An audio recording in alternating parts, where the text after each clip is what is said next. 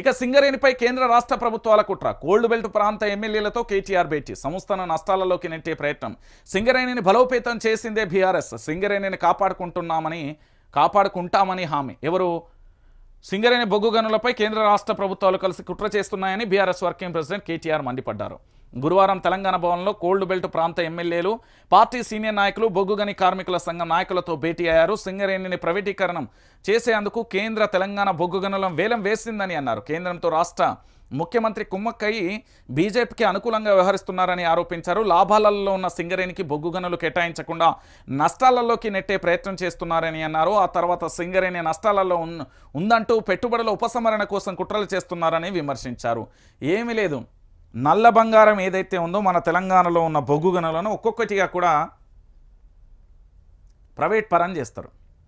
మీరు మణిపూర్ ఘటన గుర్తుండాలి. చాలా చోట్ల చాలా సంఘటనలు జరిగినప్పుడు దాని వెనుక పెద్దమైన భయంకరమైన ప్లాన్ ఉంటుంది. ఫస్ట్ ఏం చేస్తారు? మనం సాదుకున్న కుక్క ఉన్నది, దానికి అద్భుతంగా స్నానం చేపిస్తారు. ఇప్పుడు సాదుకున్న పెంపుడు జంతువులను సాదుకునే వాళ్ళు దానికి ఏంది అంటే మంచి ఫుడ్ పెడతారు, కొనుక్కొస్తారు. చాలా వాళ్ళు తింటారో తెలియదు కానీ దాన్ని అయితే అద్భుతంగా చేస్తారు. తర్వాత కొన్ని రోజులకు దానికి ఏదన్నా అయితే అదేంది గొలుసా దాన్ని వదిలేస్తారు. ఇక దానికి ఏమైనా అనారోగ్యం అయితే చూపెడతారు, ఇక వదిలేస్తారు. అది ఏరోడం. మంచి కుక్కను కొన్ని రోజుల తర్వాత అది పిచ్చి కుక్క అని దాని మీద ఒక నిందేస్తారు. మంచి కుక్కనే అది, కానీ అట్లా చేస్తారు. చివరికి దాన్ని పిచ్చి కుక్క చేస్తారు. అంటే ఒక దాని మీద ఫస్ట్ మెల్లమెల్లగా దాడి చేసి మీరు ఏదో ట్రైలర్ వచ్చింది. బహుశా మొన్న నాకు తెలిసి వైఎస్ జగన్ మీదన దేని మీదన ఒక ట్రైలర్ వచ్చింది. ఆ యాత్ర 2 అనుకుంటా, దృశ్యమో యాత్రనే, ఆ యాత్రలో అనుకుంటా. ఏంది అంటే కాళేశ్వరం ప్రాజెక్ట్ అయినా ఏదైనా ప్రాజెక్ట్ అక్కడ సీన్ ఒకటి ఉంటుంది. ఫస్ట్ మనం మన అనుకూల మీడియాతోని దాన్ని వేస్ట్ అని చెప్పుకుంటూ పోతే ఆటోమేటిక్గా ప్రజలందరికీ మైండ్లో అది వేస్ట్ అని తెలిసిపోతుంది. ఈరోజు మా నల్ల బంగారాన్ని కూడా గట్లనే చేస్తున్నాం, మా సింగరేణిని కూడా గట్లనే చేస్తున్న పరిస్థితి కనబడుతుంది.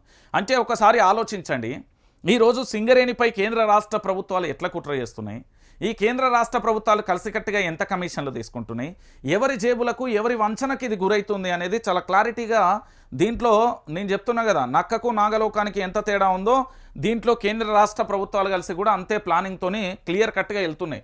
సో కేటీఆర్ ఏమంటున్నాడంటే ఖచ్చితంగా మనం కాపాడుకోవాలి, అది మన తెలంగాణ సంపదన, మన సంపదన మనం కాపాడుకోకపోతే ఇక మనం ఉండి వేస్ట్, సావజచ్చినోళ్ళం అవుతాం. ఇదైతే క్లియర్ కట్టు. ఇక దానితో పాటుగా మరొక